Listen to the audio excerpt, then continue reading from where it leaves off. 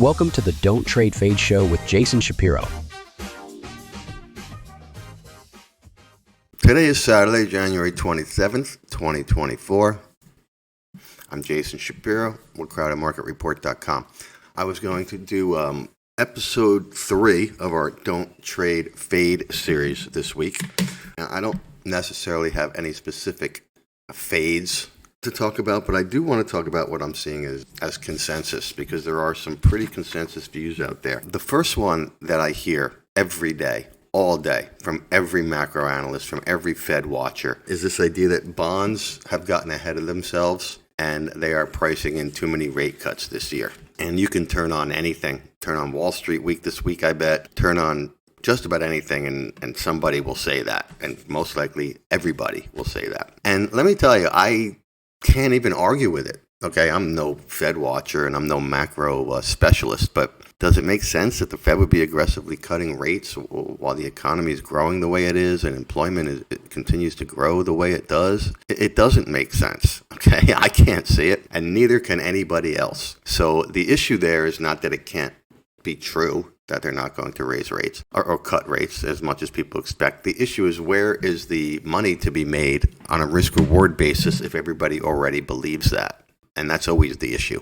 So I don't think that the risk-reward of betting against that is great here, even though the fact may be. I mean, listen, it's just like if you have, the best team in the NFL playing the worst team in the NFL, everybody's going to agree that the best team is going to win, and they will probably be right. But that's not the issue. The issue is, what's the point spread? And are they going to win by more than the point spread? And I would argue that if everyone in the world is betting on the best team, then the point spread will probably be too high, which doesn't guarantee that bet ends up working either. It's just a risk-reward thing, which is the same thing here. So that's my first idea of what consensus is, this idea of the bond market being ahead of itself. The second thing that I hear a lot of this week is the China idea.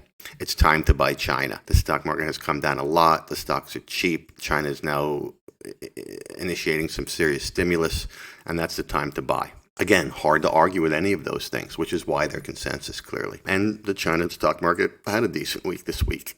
And by the way, the bond market has been going down for the last few weeks as well. But I think that has certainly become a massively consensus idea here, this trying to pick the bottom in China thing. And at the same time, trying to pick the top, and the NASDAQ in particular has become a pretty consensus thing here as well. It's gone up too far, too fast. This is something we've been hearing probably since April of last year. The valuations are ridiculous. Again, all hard things to argue with. And even this week, the NASDAQ did not act particularly well, in particular given the Goldilocks scenario that was presented by a lot of the economic data.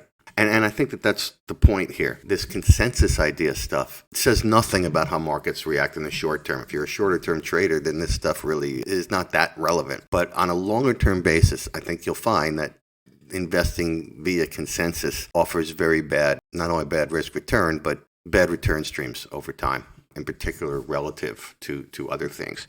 So those are the three that I'm seeing as very consensus here. Bond market's gotten ahead of themselves. The Fed's not going to cut as much as the market is thinking.